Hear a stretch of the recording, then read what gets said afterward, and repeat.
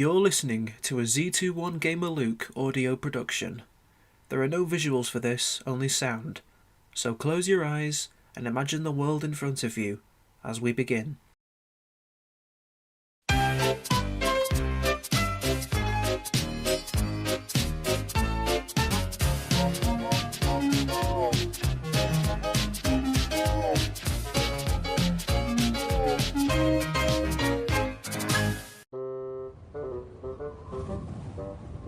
James goes swimming. One morning, James was shunting a goods train at Tidmouth for him to take to Vicarstown. The wind was colder than ever, and there was fog too, which was very thick and slowed jobs down. "This is boring," fumed James. "Every day it's like this. It wouldn't be so bad if the sun shined for once." James had been complaining about the weather for a whole month, as it would not change. "You can't control the weather, James," said his driver, "though I must admit this work is getting to be quite boring." Just then, as James shunted his train to the platform, Duck arrived with his branch line train. Duck did not look happy, and for good reason. He was covered from dome to cab in smelly wet seaweed.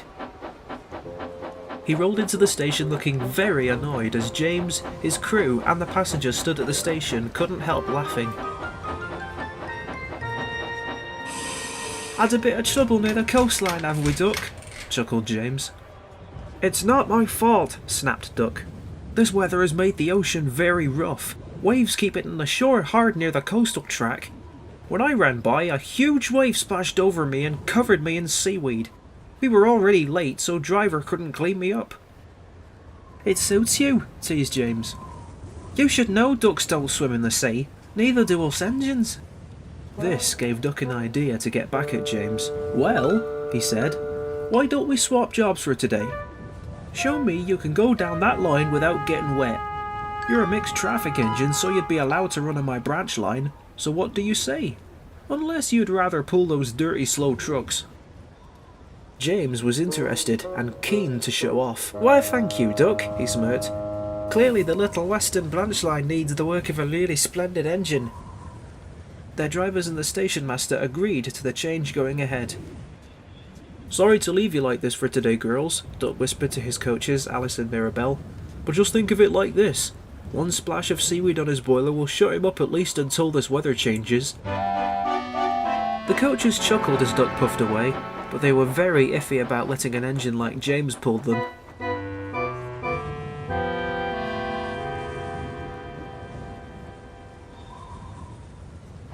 James was turned around and he ran round in front of the train. He backed down onto the coaches with a mighty bump.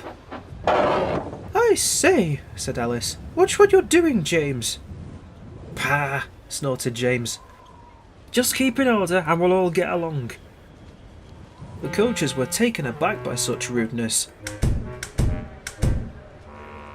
Soon the guard's whistle blew and James puffed away.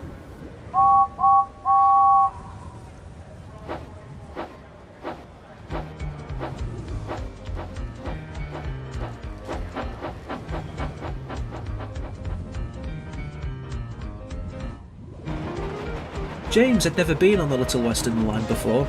He found it a refreshing change of scenery compared to the main line.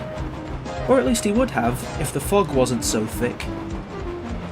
After crossing Bulgee's Bridge, James soon reached the coastal track. The tide was high and the waves were rough. But none of them reached James or Alice or Mirabelle. "See what I mean?" smirked James confidently. "This is the life of a really splendid engine, dry and clean." But unknown to James and his crew, the wind earlier had knocked down a speed limit sign, so James ran faster down the line than he should have.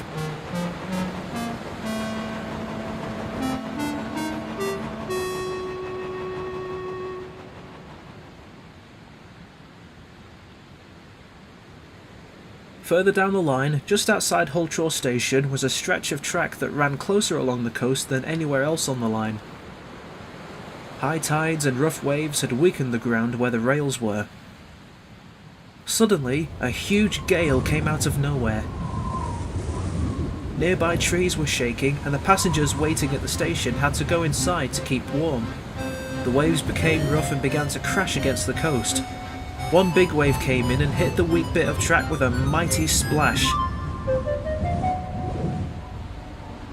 The ground gave way and the rails now sloped downwards into the seashore.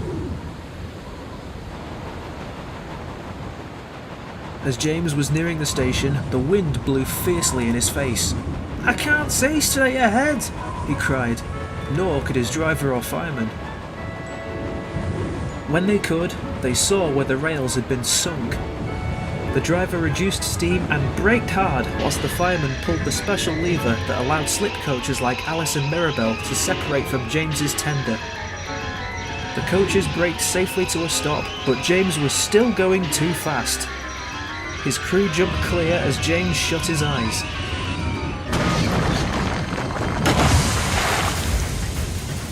There was an almighty splash as James ran right off the rails and landed in the water, wedged on the rocks of the seashore. Thankfully, James was too heavy for the waves to damage, so James stayed right where he was as the driver and fireman ran back to check if the passengers were alright, whilst the guard ran back to warn the signalman. Thankfully, the wind died down and the tides went back out again. James lay on the rocks of the shore, feeling more silly than hurt. He too was covered in seaweed, and now crabs had started to hide in the sand around his wheels, making him feel rather uncomfortable. Donald and Douglas brought the breakdown train, while Duck brought some workmen to mend the sunken rails so that Oliver, who had stopped at the station coming the other direction, could cross with his train. One workman found the broken speed limit sign washed up 2 miles back along the beach. The Fat Controller spoke kindly to James. "This accident was not your fault," he said. "This line was meant to go under routine maintenance last week to prepare for the storm scheduled in the weather report, but was delayed due to carelessness. We'll soon have you repaired and working again soon." "Thank you, sir," said James wearily.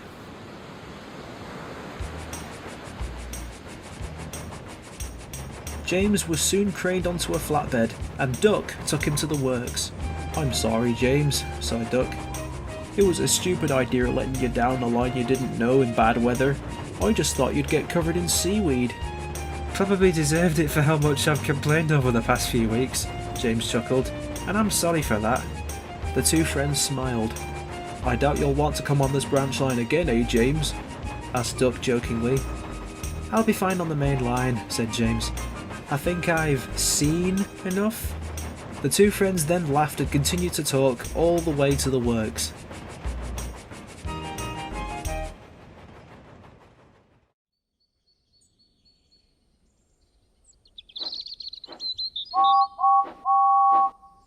When James was mended, the weather had changed for the better. While this put him in a good mood, it didn't last very long. His welcome back was met with the other engines sniggering to each other. Really splendid engines don't swim. That kept James quiet for a while, much to the engine's relief.